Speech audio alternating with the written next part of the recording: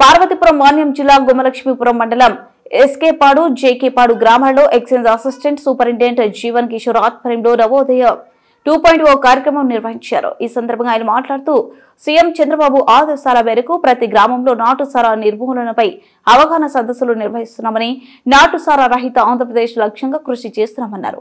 అలాగే నాటుసారా వలన కలిగే దుష్ప్రభావాలకు ప్రజలకు వివరించారు. సారా తయారు చేసిన అమ్మిన చట్టరీత్యా నేరమని, పేడి యాక్ట్లు పెడితే జీవితాలు నాశనం అయిపోతాయని, కాబట్టి అలాంటి చట్ట వ్యతిరేక కార్యకలాపాలకు దూరంగా ఉండాలని సూచించారు. ఈ కార్యక్రమంలో excise CI Srinivasarao, SI Rajashree, హెచ్సీలు సుదర్శన్ కుమార్, రాంబాబు, కానిస్టేబుల్స్ రాము, జనార్దన్ రావు పాల్గొన్నారు.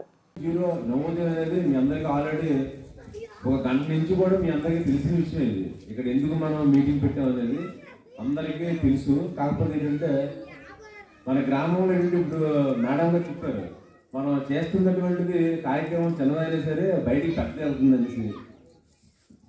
అది యాక్చువల్లీ ఏంటంటే మనకి సారా తయారు చేయడం అనేది యాక్చువల్లీ తప్పు.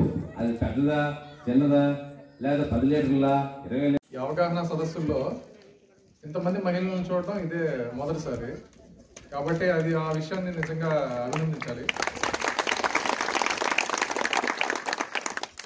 ఇప్పటిదాకా నాకు తెలిసి మిమ్మల్ని కాసేపు ఎక్కువసేపే వెయిట్ చేయించాను. ఆ విషయంలో కొంచెం మీరే నన్ను క్షమించాలి. ఆ విషయంలో నవోదయం అనే కార్యక్రమాన్ని మనకు వచ్చిన కూటమి ప్రభుత్వం మొదలు పెట్టడం జరిగింది. దీని యొక్క ముఖ్య ఉద్దేశం ఏంటంటే నాటుసారాన్ని కంప్లీట్గా తీసివేయాలి. మన ఆంధ్రప్రదేశ్ని తిరిగి స్వర్ణాంధ్రప్రదేశ్గా మార్చుకునేటప్పుడు అది నాటుసారా రహిత ఆంధ్రప్రదేశ్గా మార్చాలన్నదే నవోదయం యొక్క ముఖ్య ఉద్దేశం.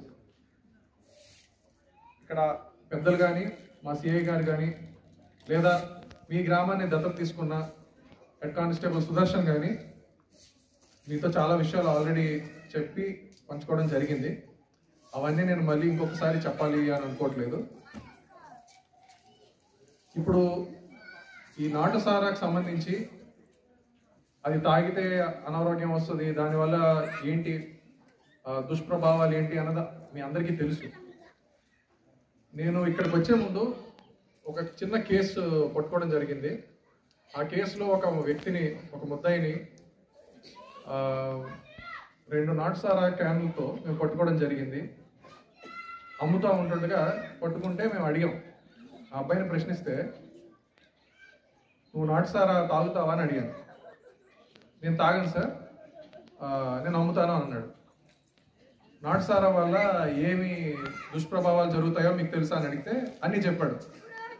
అంటే తనకి నాటుసారా తాగితే ఏం జరుగుతుందో అన్నీ బాగా తెలుసు, అవతల వాడి జీవితం చెడిపోద్దని కూడా తెలుసు. కానీ వీడి జీవితం బాగు చేసుకోవడానికి వేరే వాడి జీవితం చెడిపోయినా పర్లేదు అనుకున్నాడు. ఇది నేను చాలా చోట్ల విన్నాను, చూశాను కూడా. అమ్మేవాడు, తయారు చేసేవాడు ఎప్పుడు నాటుసారా తాగడు.